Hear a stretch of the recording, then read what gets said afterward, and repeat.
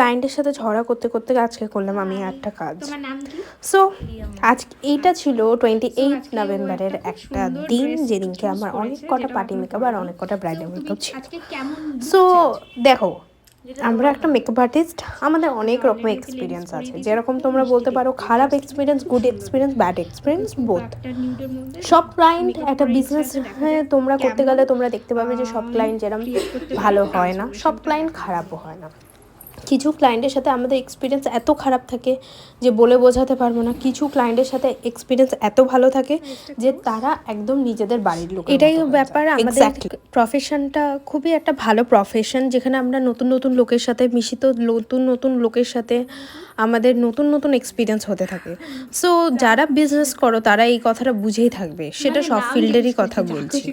হ্যাঁ, আমাদের খারাপ ভালো দু রকমের এক্সপিরিয়েন্স থাকে।